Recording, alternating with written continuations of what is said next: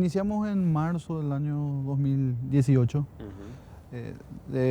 O sea, nos tomó más de un año poder identificar a la estructura, la forma de operar, y en ese proceso fue que saltó de lo que recientemente estaban exponiendo, ¿verdad? ¿Y cómo lo tuvieron que hacer para evitar filtraciones? A mí siempre ese tipo de cosas me genera curiosidad porque difícilmente el círculo de información pueda ampliarse cuando se trata de gente que está dentro de la policía fiscal. Sí, por supuesto. Fue una decisión y un trabajo impecable en ese sentido, que interinstitucional, la Senat, el Ministerio Público con el Ministerio del Interior y la comandancia con el comandante Resquín ya se diagramó este trabajo, y ellos pudieron lograr que no haya ningún tipo de filtración dentro de la fuerza. En algún momento se había hablado que se trató de tener el mayor tiempo posible fuera del trabajo a la policía y que lo hicieron con agentes de la Senat. ¿Eso es así? Es que de hecho fue un caso iniciado con la Senat. Hubieron 3 incautaciones importantes realizadas este año. La primera en enero de 381 kilos, la segunda en febrero de los 2.200, donde no quisimos tocar mucho, pero ya pudimos ver una fuerte cobertura para el traslado desde Puenteciño hasta Villaú, donde se incautaron los 2.200 de lo que fue la cobertura. Y el tercer procedimiento se realizó en el mes de agosto, hace aproximadamente un mes, donde se incautaron nuevamente 388 kilos de cocaína. Y ya cuando iniciaron ustedes las escuchas telefónicas y demás, ¿por qué iniciaron? ¿Cuál fue el primer elemento, la primera pista para decir, acá hay algo para investigar? Y sobre todo, ¿cómo hacen para no caer en la tentación de, al tener una persona involucrada, ir por esa persona y esperar que otras más estén en la cadena? ¿Cómo se inicia? Y justamente el trabajo de inteligencia que le tocó hacer a los agentes especiales de la Senat, que pudieron identificar a una persona que mucho tiempo se habló de que estaba involucrado en tráfico y nunca pudo confirmarse esa situación, ¿verdad? Entonces se empieza a trabajar, se pudo obtener el número de teléfono de esta persona, y ahí ya empiezan los trabajos que son propios de los analistas del caso. Nos reunimos periódicamente con ellos. ¿Esta persona es una de las detenidas? No. Está con orden de captura, que es Ramón Aguayo, quien sería el líder. Sí. El caso se inicia teniendo a él como supuesto líder de la organización, y de ahí se puede ir obteniendo y diagramando lo que es la estructura criminal que se dedicaba al tráfico de Bolivia principalmente a nuestro país, ¿verdad? ¿Y cuándo les empieza a caer en el radar de la investigación el primer agente de la policía? Cuando iban a realizar las operaciones. En ese sentido,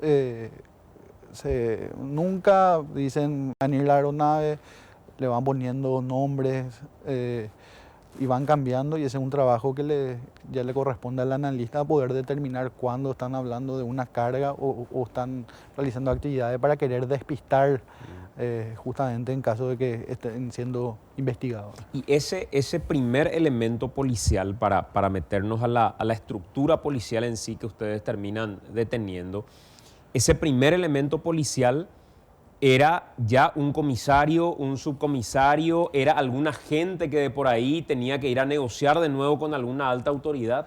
En primer momento sabíamos que era un agente policial, no sabíamos el rango, no sabíamos y no podíamos andar muchos detalles en ese momento. Una vez que se identifica a la estructura criminal, se realiza la primera incautación. Posterior a eso quisimos ir un poco más porque seguían habiendo conversaciones. Hubo una segunda incautación, y la tercera demoró mucho tiempo porque queríamos no solamente realizar una incautación más, sino poder detener a las cabezas. Cuando pudimos determinar otro escenario de operaciones, que fue en el mes de agosto, se procedieron a realizar los allanamientos correspondientes, que derivó en la aprehensión de 5 personas y 5 de ellas no pudieron ser localizadas, fueron imputadas y pesa orden de captura contra los mismos, ¿no? A ver, ustedes tenían entonces, o Senat tenía en monitoreo a Ramón Aguayo.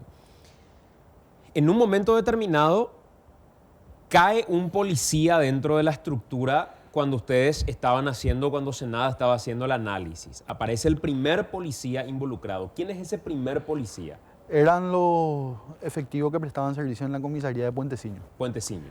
¿Verdad? Eran suboficiales. Que eran, había su comisario también. Su comisario también. Sí. Uno de ellos es el que recibe esta propuesta de $400.000. No, el subcomisario Duarte es el que prestaba servicio como jefe de la comisaría de Puenteciño. Por el lapso de tiempo, entre noviembre, que empezamos a detectar este tipo de actividades, a mayo, es muy prolongado y hay muchos de ellos que fueron trasladados por cuestiones de rutina. Algunos tuvieron que hacer cursos de ascenso dentro de la policía.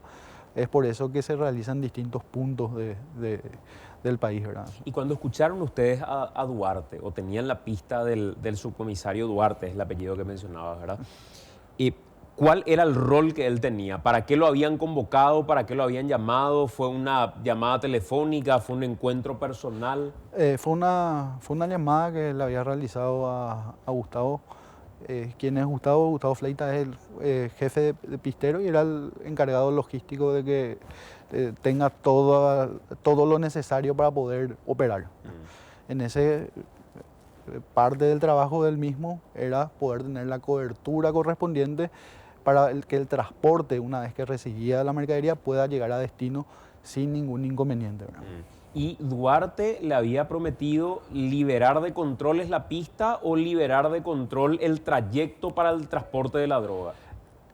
Las dos cosas tenían, ellos en el momento de operar ponían un control policial cerca, si veían o había vehículos que podrían ser de la Senat o de otra dependencia policial extraña, ellos daban aviso en forma inmediata a Gustavo, ¿verdad? O sea, Duarte, el primer elemento que fue monitoreado era el hombre que actuaba de campana, liberándole la pista y haciéndole de custodio con toda la infraestructura policial. Sí. Hacían controles reales para poder tener el control absoluto de las personas que pasaban por el lugar, ¿verdad? ¿Por qué en ese momento? Porque esa es la parte que me genera siempre mucha curiosidad, fiscal. Ustedes ya tenían a una persona y uno cuando hace una investigación nunca sabe cuál es el final de esa investigación y hasta dónde va a llegar, pero en algún momento le tiene que dar un corte. Y el riesgo que se corre es, si de por ahí se evidencia fuera de la investigación una persona que estaba involucrada en el tráfico, la fiscalía sabía y fue cómplice. La Senat sabía y dejó jugar y dejó pasar. ¿Cómo ustedes y en qué momento la Senat o ya la fiscalía que tenía conocimiento dice, ya tenemos a Duarte, ya sabemos que él es uno de los involucrados, pero dejemos que continúe esto para saber hasta dónde llega? ¿Cómo toman esa decisión? Nuestro objetivo era desbaratar la estructura criminal y para poder lograr nuestro objetivo principal tuvimos que dejar que Duarte siga realizando cobros o las actividades correspondientes. Una vez que aseguramos a los objetivos principales, ahí nos dedicamos a identificar a todos los efectivos que le teníamos individualizados por las técnicas especiales de investigación. Para ser un poquito más específico, en ese sentido, nosotros desde un inicio no le teníamos identificado a los 9 efectivos policiales. Por nombre teníamos solamente 3. ¿Duarte? Estaba Duarte, había uno Ever, por ejemplo, que no sabíamos quién era, y el subcomisario Pedro Molina, porque él se identifica ante Gustavo que él era el subcomisario. Pedro Molinas del Departamento contra el Crimen Organizado era el jefe de la regional de Pedro Juan Caballero. Entonces, no todos se presentaban de la misma forma. ¿Y en qué momento toma Molinas intervención? ¿En qué momento él entra en escena?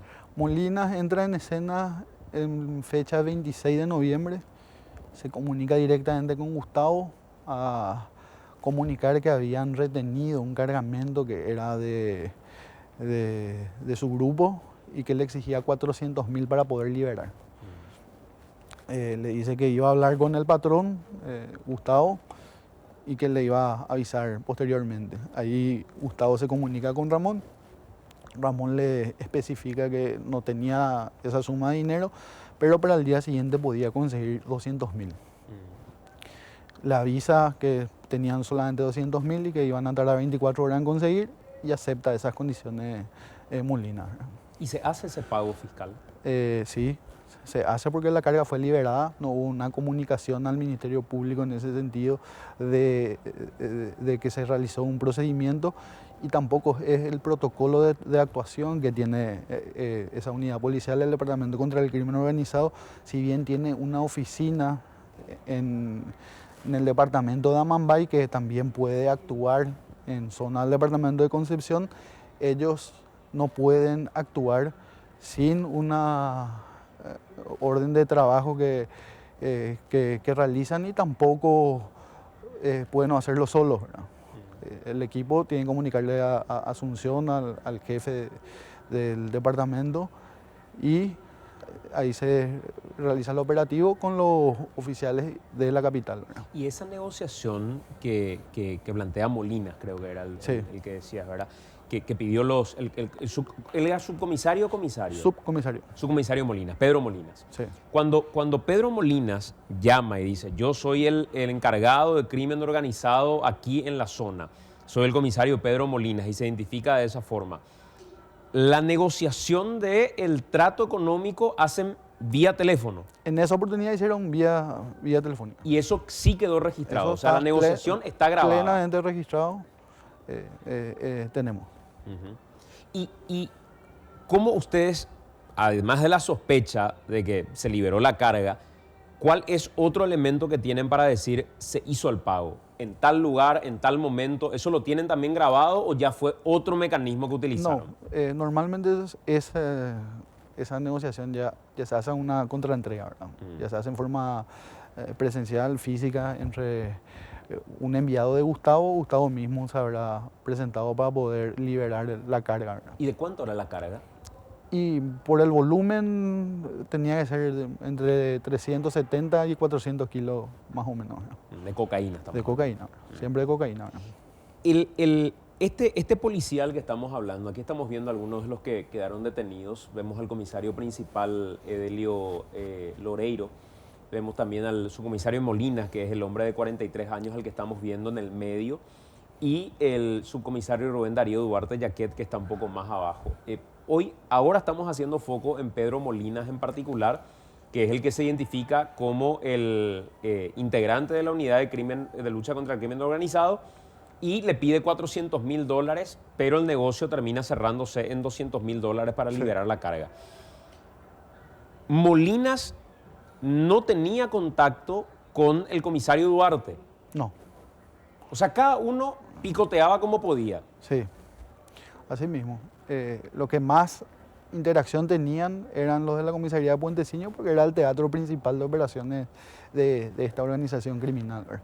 Pero cuál era el destino de las mercaderías que recibían ellos era transportar o a Villaú o a Pedro Juan Caballero, y muchas veces también iban al distrito de Lorito Picada. Y por el trayecto pasan por varias jurisdicciones y tenían que necesariamente asegurar la cobertura por todo el trayecto que tenían, que son casi más de 150 kilómetros, ¿verdad? Claro. En el caso del comisario, quien es el único comisario que está dentro, en la placa anterior que está dentro de esta investigación, el comisario Loreiro, ¿cuál era su rol? ¿Él qué rol tenía dentro de todo este esquema? Él se desempeñaba como jefe de la comisaría primera de Pedro Juan Caballero. Él se pone en contacto directo con Ramón Aguayo y se pone a disposición del mismo y solicita un importe de dinero como para el arreglo de la comisaría. ¿Qué cantidad de dinero solicitó? Habla de 600, ¿verdad? Para reparar el baño y La presunción que hay o el análisis que se realiza que sería en dólares, ¿verdad? $600. Sí. Un monto menor dentro de Sí. todo con respecto a lo que se manejaba. ¿Y quiénes eran, fiscal, los que cobraban una especie de mensualidad de 1,5 millones dentro de esta estructura? Lo que estaban fijos en las comisarías.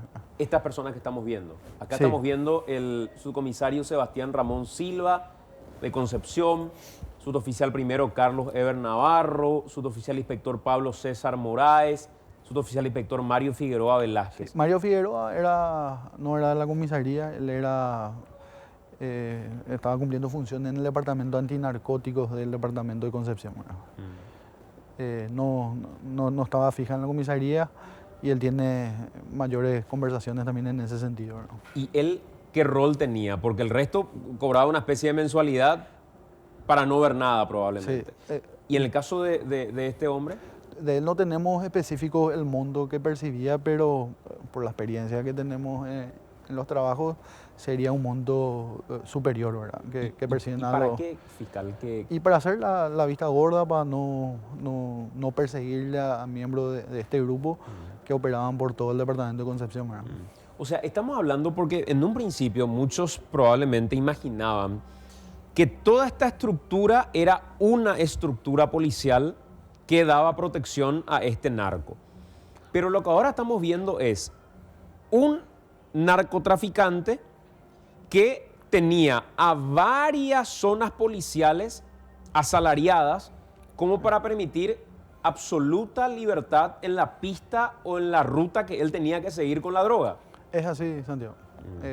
Ellos aseguran con eso poder ser avisado con tiempo en el caso de que haya una comitiva que pueda querer interceptar o realizar algún procedimiento en el momento de que baja la aeronave, que para estos criminales es el momento crítico, ¿verdad? Cuando baja la aeronave, poder recibir la carga y transportar hasta el lugar donde ellos consideren pertinente por seguridad, ¿verdad?